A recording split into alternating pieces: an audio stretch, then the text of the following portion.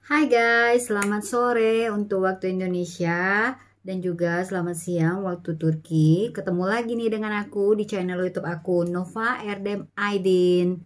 Nah guys, bagi kalian yang baru bergabung di channel YouTube aku, jangan lupa untuk selalu like dan subscribe channel YouTube aku. Dan bagi kalian yang udah gabung lama di channel YouTube aku, terima kasih banyak yang udah selalu nonton video-video aku. Nah guys, sebelum kita mulai pada topik pembicaraan di video aku mau tanya dulu gimana kabar kalian semuanya, dan aku harap kabar kalian semua dalam keadaan baik-baik aja, dan juga aku harap wabah corona ini segera berakhir ya guys, soalnya terlalu banyak yang dirugikan dengan adanya wabah covid ini ya guys. Semoga di tahun ini udah benar-benar finish dan tahun depan itu udah nggak ada lagi ya guys, amin. Dengan banyaknya pertanyaan kalian dan inbox yang masuk di official Facebook aku, Triwendi, aku akan jawab pertanyaan kalian semua di video ini, karena kalau aku jawab pertanyaan kalian di messenger satu-satu itu terlalu banyak dan terlalu capek untuk nulisnya. So guys, topik kita kali ini tuh aku akan bahas gimana nikah di sini dan persyaratannya apa aja, dan juga gimana sih tipikal pria Turki atau orang Turki itu di sini. Dan juga ada yang nanya gitu ke aku, Kak gimana sih ciri-cirinya orang yang serius tuh, atau pria Turki yang serius mau nikahin kita. Nah dalam video ini aku akan jelasin ke kalian semua, dan semoga nggak jadi pertanyaan lagi. Dan kalau bagi yang belum tahu, kalian nonton aja di channel YouTube aku, jadi kalian nggak nanya-nanya lagi, karena kalau yang nanya cuma 1-2 orang aku bisa jawab guys, tapi ini yang nanya lebih dari 10 orang, so nggak mungkin kan aku harus nulis lagi gitu, walaupun di copy paste juga capek kan, karena pasti banyak pertanyaan lagi gitu loh. Jadi di video ini kalian akan dapatkan jawabannya ya guys. Oke guys, jadi untuk yang topik pertamanya aku akan bahas pertanyaan dari kalian tuh, gimana menikah di Turki, atau mungkin gimana persyaratan nikah di Turki. Nah kalau misalkan kalian wanita Indonesia lah ya gitu, dapat calon suami orang Turki, dan di beberapa negara sih aku udah cek, dan kebetulan juga memang teman aku ada yang nikah di New Jersey, ada juga yang nikah di Australia, itu persyaratannya sih sama yang harus kita bawa ya. Jadi untuk yang persyaratan kalian itu, kalian harus mengurus dokumen N1 sampai N5. Nah gimana cara ngedapetin surat N1 dan N5, dan apa aja dokumen yang dibutuhkan? Dokumen yang dibutuhkan untuk mendapatkan surat N1 dan N5 di kelurahan, terutama kalian juga harus menyiapkan KK, KTP, itu semua asli ya, dan kalian fotokopi, karena nanti dari RT itu kalian juga harus ninggalin berkas yang difotokopi.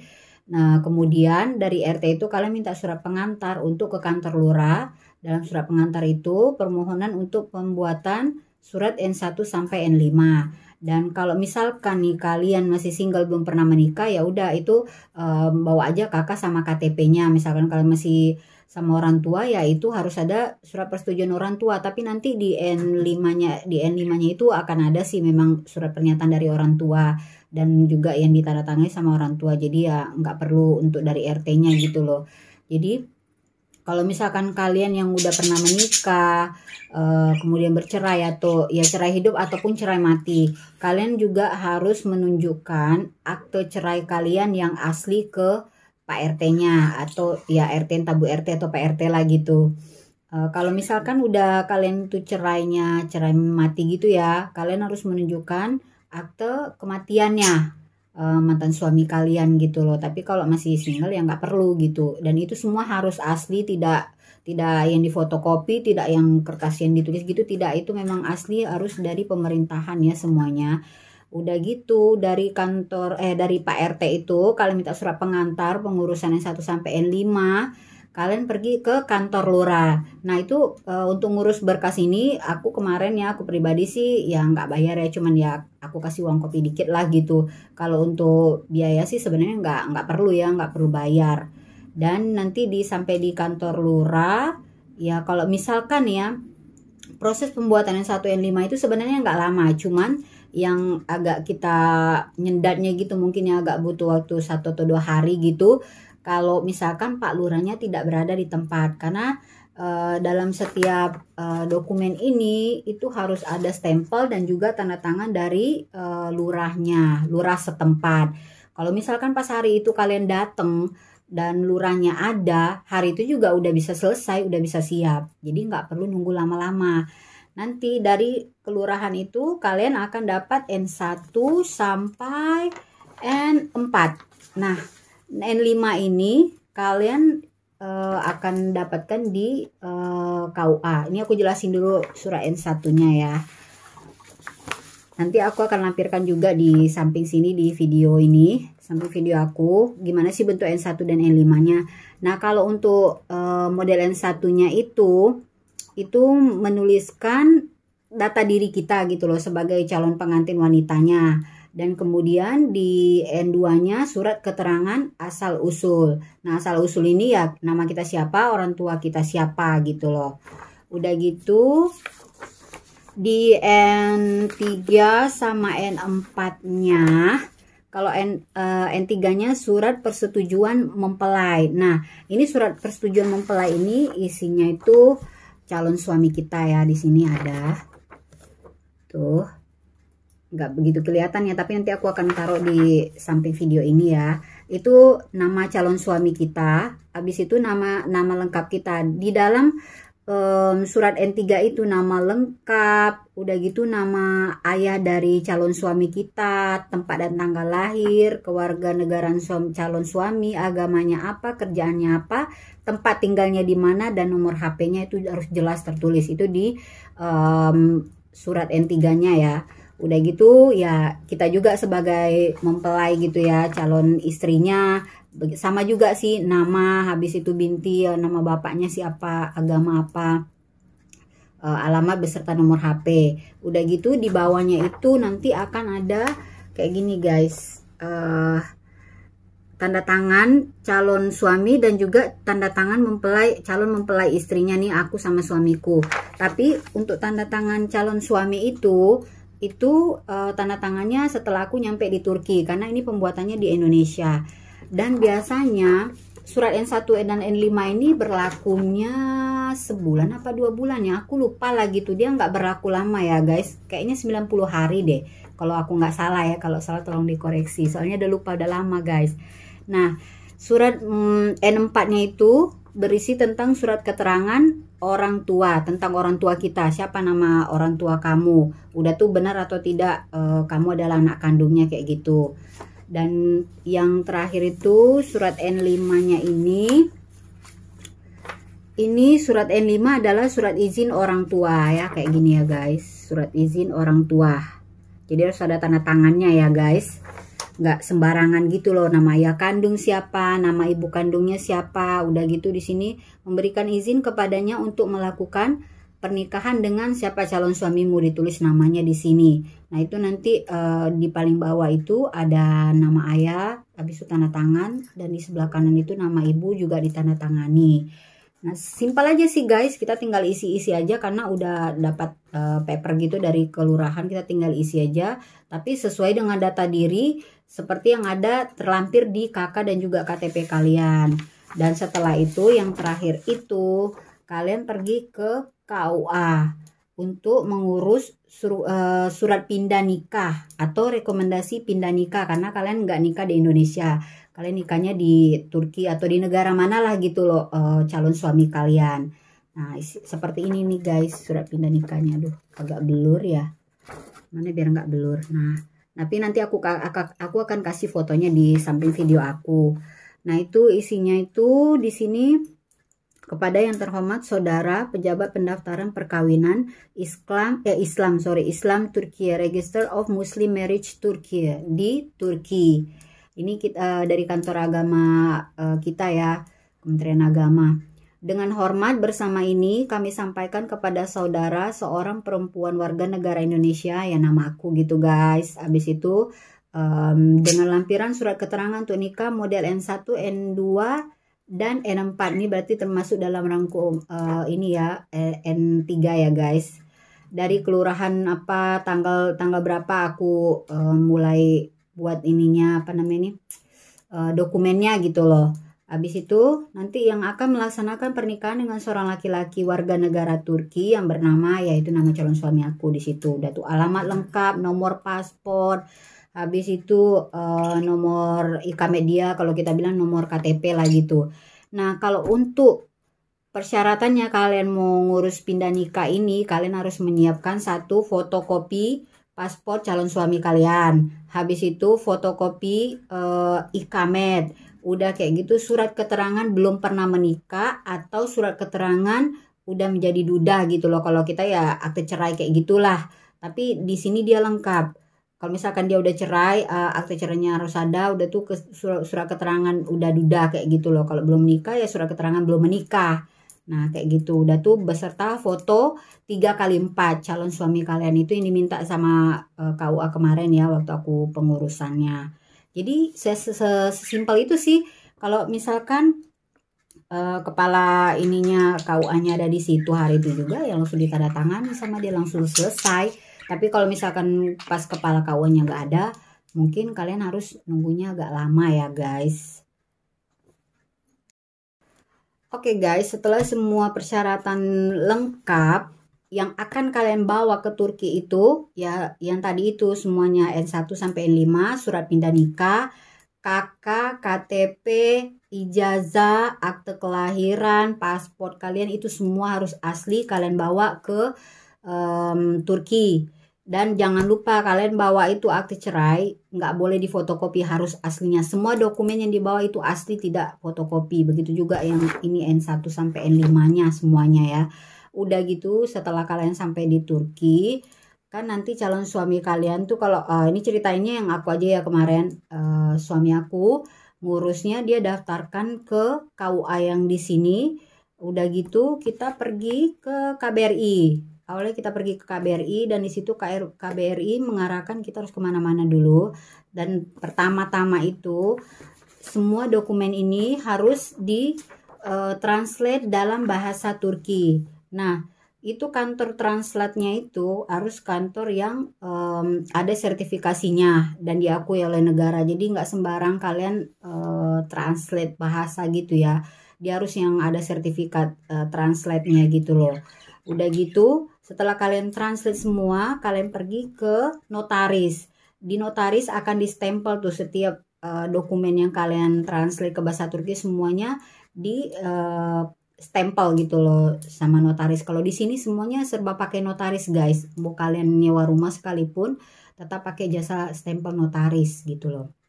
Udah gitu, pokoknya semua dokumen dari KK, KTP, ijazah itu semua dirubah menjadi bahasa Turki. Udah gitu, kalian pergi ke KBRI lagi, kalian bawa semuanya dokumennya. Nanti di situ KBRI-nya bakalan ngecek tuh, bener apa enggak tuh kalian terdaftar gitu loh. Apa namanya dokumen-dokumen kalian. Bener enggak kalian nih suratnya asli gitu kan, itu dicek sama mereka gitu loh. Udah gitu kalau mereka lihat semuanya memang asli, dan karena kan setiap kantor itu kalau kita cerai itu kan pasti ada data-datanya gitu ya. Nah pasti KBRI tahu lah gimana cara ngeceknya gitu loh. Aku sih yang nggak ngerti, cuman mereka ya seperti itulah kinerjanya untuk ya jangan sampai takutnya tertipu. Takutnya di sana bilang di sini bilang udah cerai, udah apa nggak tahunya belum cerai gitu loh. Jadi kan mereka harus ngecek juga keabsahannya. Dan udah dicek semua dan semua udah dikira udah lengkap gitu, dia akan KBRI akan kasih kertas rekomendasi gitu, kertas bahwa pernyataan bahwasannya kita diperbolehkan untuk menikah di sini karena dokumen kita udah lengkap. Itu dalam bahasa Turki, aku nggak ngerti kemarin tapi ya seperti itulah isinya gitu loh. Nanti surat rekomendasi itu akan kita bawa ke building apa gitu government di Turki yang mungkin kayaknya dia perwakilan untuk inilah pernikahan beda negara gitu loh, dan harus distempel gitu sama kepalanya, kepala kantor tersebut gitu loh, harus ditandatangan dan distempel sama dia.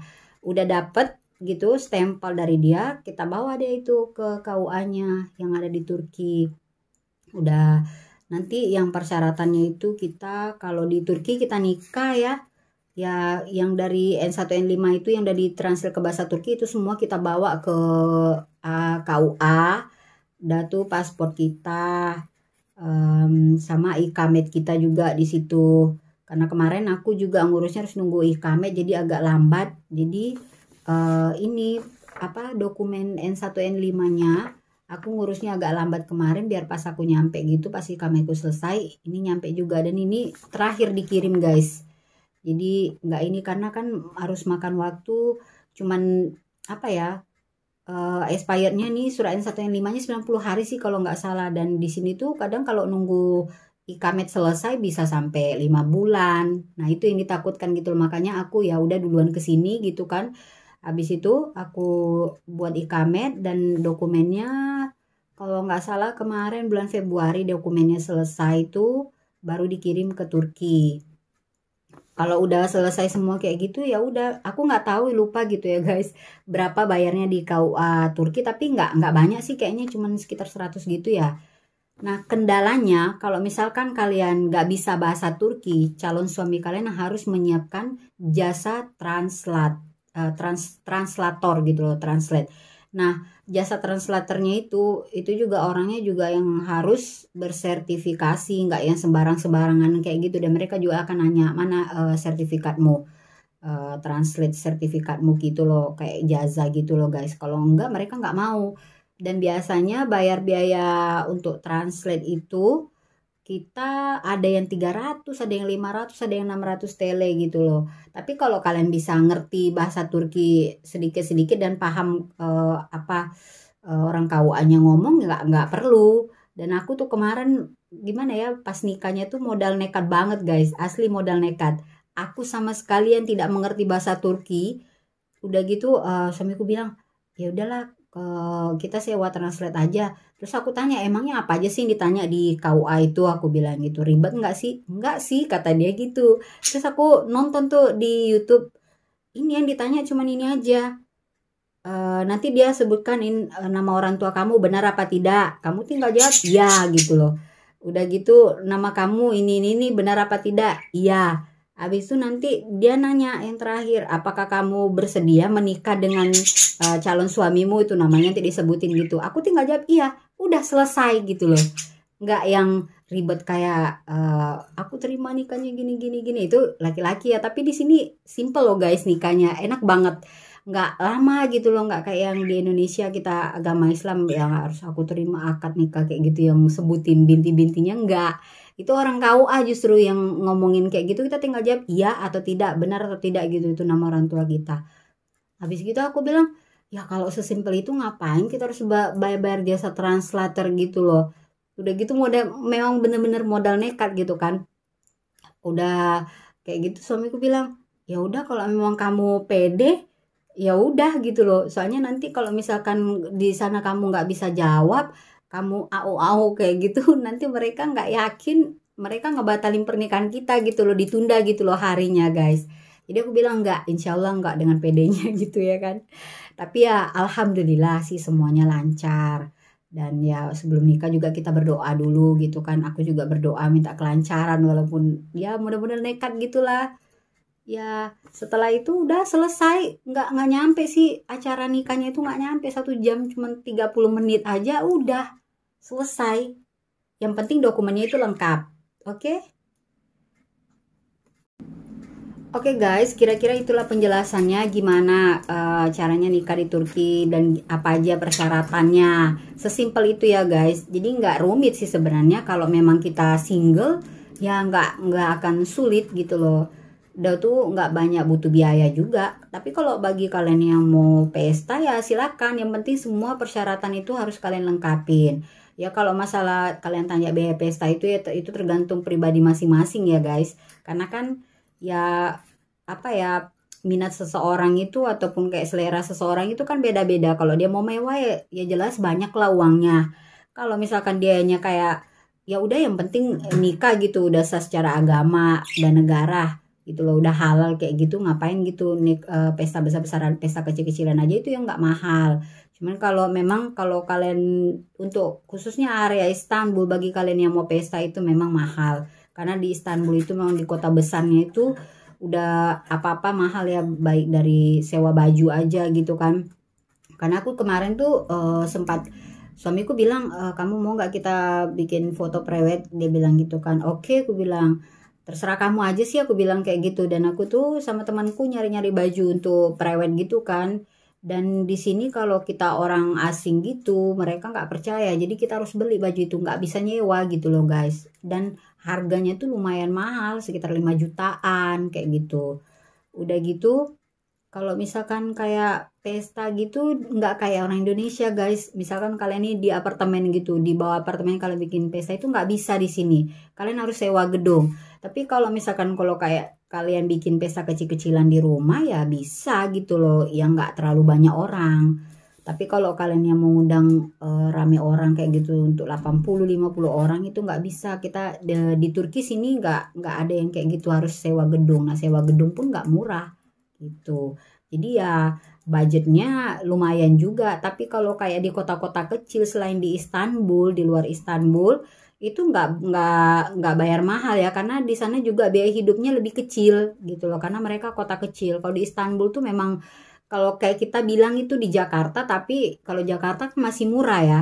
Kalau di sini tuh biayanya agak mahal gitu di Istanbul. Jadi kendalanya ya seperti itu di situ. Dan kemarin aku nikah, dari aku pribadi memang aku nggak mau pesta gitu loh. Dan suamiku juga dia orang yang pemalu gitu ya pesta. Sementara kalau mamanya bilang ayolah pestain aja nggak apa-apa, dia bilang kayak gitu. Jadi kita bukan masalah di biaya atau apa, nggak seperti itu gitu loh. Karena kita orang yang aku dan suamiku tipenya sama gitu loh. Karena kita sama-sama Scorpio, nggak terlalu suka yang mewah-mewah kayak gitu. Yang penting ada uangnya, udah kita buat honeymoon aja kayak gitu. Yang penting udah sah secara agama dan negara, ya udah selesai. Habis nikah kita langsung honeymoon kayak gitu. Jadi ya gitu ya guys penjelasannya. Kalau kalian ada mau tanya lagi, kalian boleh tulis di kolom komentar. Nanti aku akan cek komentar kalian apa aja misalkan yang mau kalian ketahui. Nanti aku akan bikin di vlog video aku.